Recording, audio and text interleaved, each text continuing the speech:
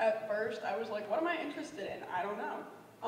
And then I realized that something I really like is just going into the city and walking around and like urban environments and just taking the tea for the sake of taking the tea and that kind of thing. So I came up with a paper about the effects of social networking on communication and relationships and our relationships with each other and our relationships with the real world. Okay. You can't really see this image, but it says, life is what happens to you while you're looking at your smartphone. And that's basically just like an introduction to my paper. My paper is about the reasons that social networking is kind of like ruining community in a sense. I'll get on with that. So people have become too isolated and too socially dependent. So while we can text like 10 people at the same time, we think we're communicating with people, but in actuality, you're alone. But you have this like mental idea that you're with other people. And at the same time, you think that you're alone all the time, like before you go to bed, if you're texting people, you're like, I'm alone, it's okay to be communicating, but you really wouldn't be communicating with those people in real life. And you think that you're actually like having conversations, but it's really just an exchange of information. You're really just sending words that you edit down to the other people. Whereas in real life, talking to someone, that's simple. It's like you talk to them, they talk to you. You can see everything that's going on. You know what's happening. The social networking also makes people expedient and distracted because, like I said, you can have 10 conversations at one time. So you're just going through conversations, just quickly talking to people, flipping from one conversation to another. You can never really focus on anything. And it's creating this mindset that we don't need to focus on anything. So we go into the real world and we get bored because you can't do tons of things at the same time. And that's also bad because it's really important to just focus on something. People used to like read books for fun, but now people read books on the internet while they're like talking to their friends, while they're listening to music. And so it's really distracting, and that's bad for us. People have lost conversational skills. When you're having a real conversation, there are a lot of different, you're using all of your senses to communicate with someone, so you're looking at them, you're empathizing with them, you're negotiating with them. And when you talk to someone on the computer or in texting, you're really just like spitting out words that you can edit, and then people assume that this is communication, but it's really not, because you're not using like all of the senses you would be using in a real conversation. And I think that's really bad because that's making people lose their sense of community because they have these online communities rather than real world communities. So yeah, basically this is my main point. Social networking and texting makes us less community-oriented and more self-absorbed. So everything you do over the internet is for yourself. Like people make these Facebook profiles and they're just like, okay, this is what I want to put out to the rest of the world to make people think this is what I am. And when you text, you're just like, I can control this conversation for myself. It doesn't really matter. The person on the other end is more just like a device to keep you going. And it's just like, everything is for yourself. And in real communities, you do everything for other people. And so I figured for my project, I would go out into Alston and Brighton, because they're like two big urban places that border Newton. And I would not bring my phone with me, and I would just walk around and experience the real world and live in the moment. So, public transportation. The journey is the destination. To get to a lot of these places, I would take the bus. The 57 bus goes from Newton Corner to Alston, and you can get like anywhere. It's really convenient.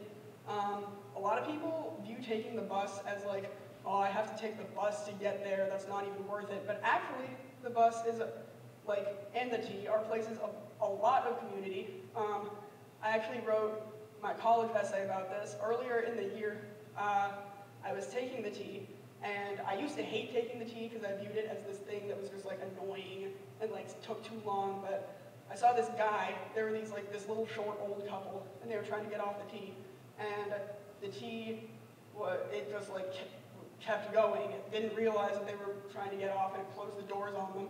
And that could be really dangerous because people can like get caught in the doors. And immediately everyone else on the team just got up, ran up to the like conductor, were like, stop the train. They helped the old man and woman off of the like T onto the platform. And it just kind of opened my eyes to the sense of community that the T is. It's just like everyone is going to the same place and everyone is moving together and everyone's really close together. And so you have to have like a community orientation when you're there. And I think that's really important. And it's also really good for people watching, which seems really creepy, but it's actually just interesting. So in Alston, one of the places that I went was Super 88, which is I don't know if any of you have been there, but it's awesome. It's a combination of this giant Asian grocery store, and then there's one part that has like Asian restaurants, and they're all pretty cheap. And it's like kind of touristy. Whenever I go in there, there are always the obvious like tourist people who are like, oh, this is so cool. But then there are a lot of people who like run the Asian markets, and a lot of people who like are from ethnic Asian backgrounds who go in there to get food that is like more traditional and less like Americanized. And it's like a smaller community within the community because it's not, or at least the one in Alston isn't in Chinatown, which is where a lot of like more ethnic Asian things are. But I went in there to get bubble tea, and it was really awesome because I just sat there and I just watched all of these people communicating with each other, and there were like a ton of different languages going on at the same time, and there's like a lot of different types of food, and everyone's really nice to each other. And it's just this kind of like safe place for people to go if they're from like Asian descent and they want to like go somewhere where they can like communicate with other people from Asian descent. And then the grocery store area is also really cool because there are different types of food that you could like never imagine seeing here that I've never seen before, that a lot of you have probably never seen before. And so going in there is a big thing. And then the streets. I really like just walking around because you can communicate with the rest of the world by just like experiencing life. Like if you just stand somewhere and use all of your senses to take in what's going on around you, it can be so grounding and meditative and important to do. And I think that with social networking and media, a lot of people don't do that because when you're bored, instead of like just living, you take out your phone and you just start scrolling the screens and like reading all of your news feeds. And although that can be like kind of interesting, it just drags you on into like drama of your personal life. And that's really dangerous because it just keeps you going. You're never like letting go of anything because it's always following you. And yeah, so like I said, when I went out, I didn't take my phone. And if I was ever just walking around or like not in a store or any of that, I would just like stand there and just take everything in and watch people and like smell the air, and it was just nice. And I would just sit places and think. And I think that's something that our generation especially needs to learn to do.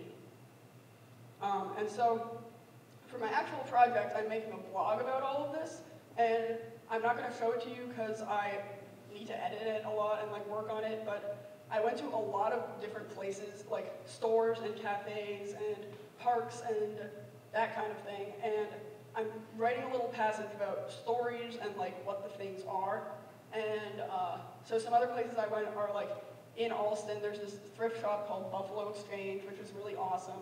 And the people in there just like are like Alston natives, and they can tell you about everything that they do. And there are also a lot of house concerts in Alston. If you go there into any cafe, there are listings on the walls of like house concerts for every weekend, and you can probably find one that you can go to that is, there are a lot of 18+ ones, but there are also a lot of all ages ones. And it's just like a way to get out there and find things to do instead of just like surfing the internet when you're bored. And so I was kind of inspired to make this blog by this guy, Z Frank. He has a TED Talk, which is really cool that you can watch. And he has a blog just called like Z Frank's blog. And he lists these activities for people to do in the real world and then post them to his blog. And so I think that is like a good way to social network, because rather than just creating an online profile trying to reflect yourself, you can actually do things in the real world and then show the internet, which is more of like a community through the internet, like sharing what you do in the real world. And then this other guy, Joseph Garner. I don't know if you guys have heard of the documentary Craigslist Joe, but there's this guy, and for 30 days, he just lived completely off of Craigslist. He went out and he would just go on his Craigslist feed. There are community pages and like social pages, and you can just go on there and find something to do during the day. And he would just occupy himself by like going out and volunteering and finding things to do during the day through Craigslist. And I think that's another really great kind of social networking, because Craigslist is all about community, and it's just using it as a tool to do things in the real world rather than like using the internet as your real life, which is like the mistake a lot of people make. And so yeah, my blog is eventually going to become all of my stories and experiences from going out into Allison and Brighton, and hopefully it'll inspire other people to do the same thing and kind of let go of social networking and use it to get out. And so this is the end. Community and communication are found when you get off of your phone, out of the drama of your own personal life, and into the world. And that's my that's the thing you should be taking away from